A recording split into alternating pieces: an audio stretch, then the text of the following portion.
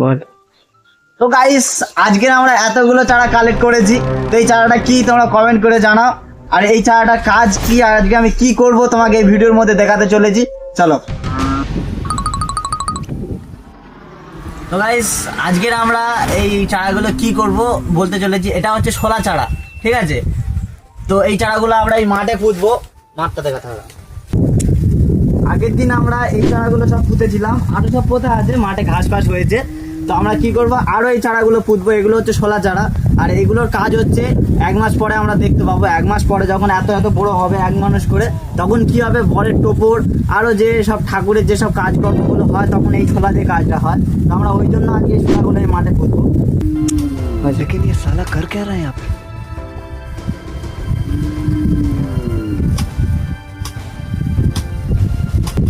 এই কিন্তু পুরো মাঠটাই আমাদের এই শোলা চারা পোতা হয়েছে।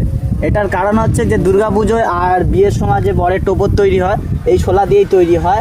আর এটা আমরা দেখতে পাবো ঠিক 1 মাস পরে, বৃষ্টিতে যখন 1 গলা করে জল হয়ে যাবে, তখন আমরা দেখতে পাবো এই শোলাগুলো কত কত বড় হয়। তো এই নিয়ে তোমাদের আমি আরও একটা ভিডিও ছাড়বো, 1 মাস পরে দেখাবো যে এই শোলাগুলো কত কত বড় হয়। আজকের কিন্তু একটু মেঘলা মেঘলা ওয়েদার, আর এই ওয়েদারে আমার সত্যি খুব ভালো লাগছে এই ধরনের কাজ করতে। বিয়ের টোপরটা, তোমাদের বিয়ের টোপরটাই আমি তৈরি করবো আমার এই গাছ দিয়ে।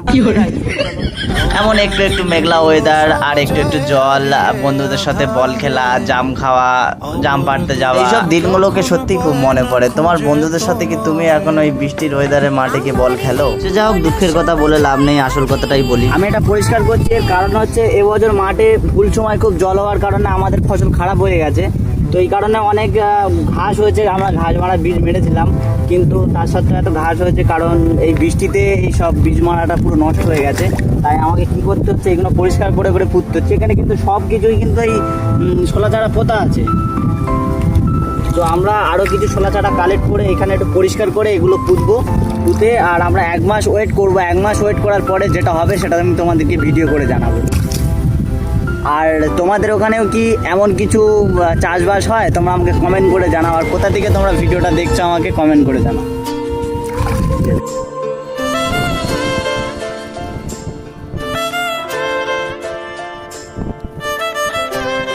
এবছর আমরা অনেক দানা ফেলেছিলাম, তো এত বৃষ্টির কারণে আর এত রোদের কারণে সব মরে গেছে। আর বীজ মেরেছিলাম অনেক, আর পুরো মাঠটাই নষ্ট হয়ে গেছে। 10 কিলো শোলা দানা ফেলেছিলাম এই মাঠটায়, তো সব শোলা দানা নষ্ট হয়ে গেছে। ওই জন্য আমরা শোলা দানা তুলেছি, কালেক্ট করেছি, আর এই শোলা দানাগুলো পুরো পরিষ্কার করে। ঘাসটা এত বৃষ্টি হচ্ছে, বীজ মারা যাচ্ছে না, সব মরে যাচ্ছে, ওই জন্য আর ঘাস কাঁড়ি হয়ে যাচ্ছে। ওই জন্য তোমরা দেখতে পাচ্ছ না যে এত শোলা দানা আছে, কিন্তু এতে কাঁড়ি ভর্তি হয়ে আছে।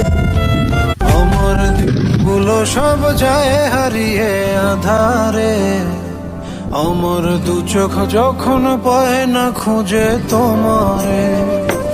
আমার দিনগুলো সব যায় হারিয়ে আধারে, আমার দু চোখ যখন পায় না খুঁজে তোমারে।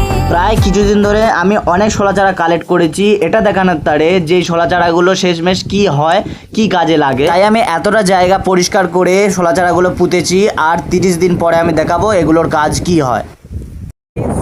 এটা আমরা 30 দিন পরে দেখবো যে এই শোলা চারাটা কেমন হয়, আর এটার কাজ কি আর কি হবে, সেটা সব কিছু করে তোমাদেরকে এই ভিডিওতে দেখাবো।